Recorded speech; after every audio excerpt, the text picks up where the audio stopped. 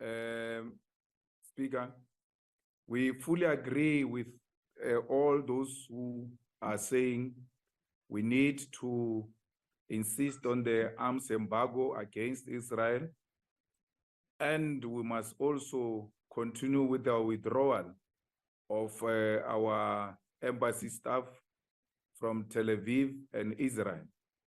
We fully agree that indeed parties such as the DA will never understand the suffering of the people of Palestine because they've never been in the conditions those people find themselves in. If anything, they benefited from the suffering and the pain of others, and they will not immediately relate with what is happening in Palestine. We know what is forced removal. We know what is land occupation. We are still coexisting with land occupiers who come here and want to tell us about political point scoring and political opportunism.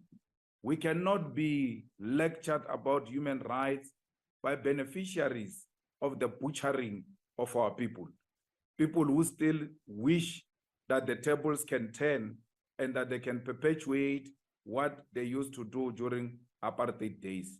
So for the fact that they do not have an experience of being a victim of an apartheid, they will never support this. Why should it come as a surprise that the IFP will not support an action to remove an Israeli embassy? They did not support sanctions against apartheid.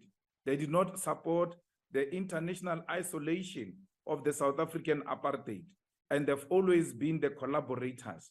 They are direct beneficiaries of some of those who are linked with the apartheid, Zionist apartheid state.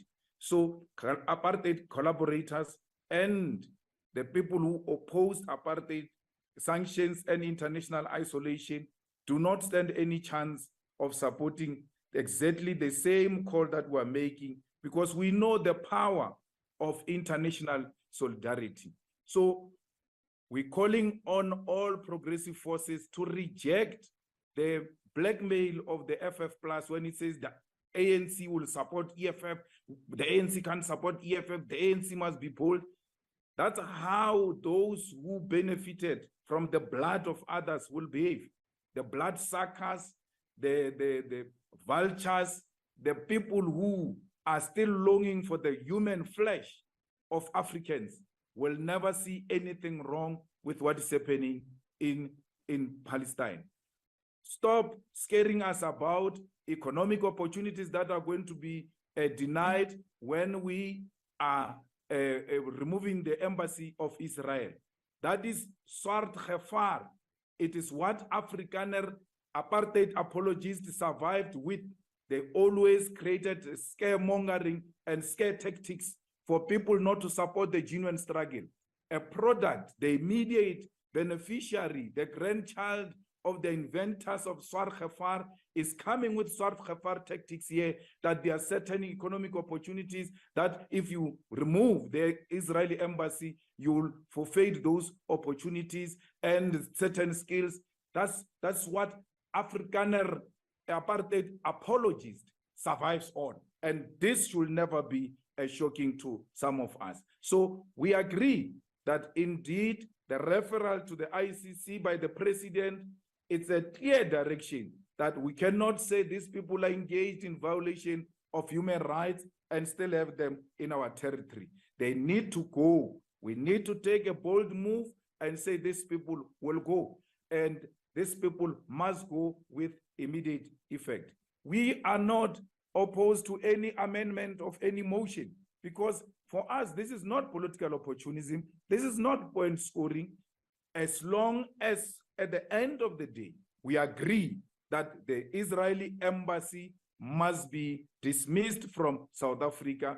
The rest of other gymnastics, which people feel that they need to add on this motion, are more than welcome, especially the ANC that prides itself of having benefited from international solidarity.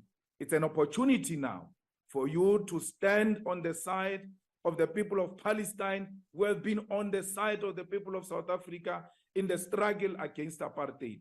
It is our opportunity now to thank the world and teach the international criminals, that their crimes will no longer go unpunished. Our struggle for the self-determination of the people of Israel is nothing against the Jewish people, it's everything against Netanyahu, it's everything against the Zionists, it's everything against violation of human rights. This morning we're bombarded with SMSs on our phones and emails and social media accounts because the Board of Deputies and the Zionist Federation send their members our numbers to insult us, to intimidate us. Will never be intimidated. The people of Palestine will know their freedom one day, like we struggled, and today we know our freedom. Will never know true democracy until the world it is democratized and people enjoy the freedom. Palestine. Thank you. Honorable Malema, the time is up, sir. Thank you. And just for noting, I'm the presiding officer, not the speaker, but nevertheless, it's fine. We may proceed. Honorable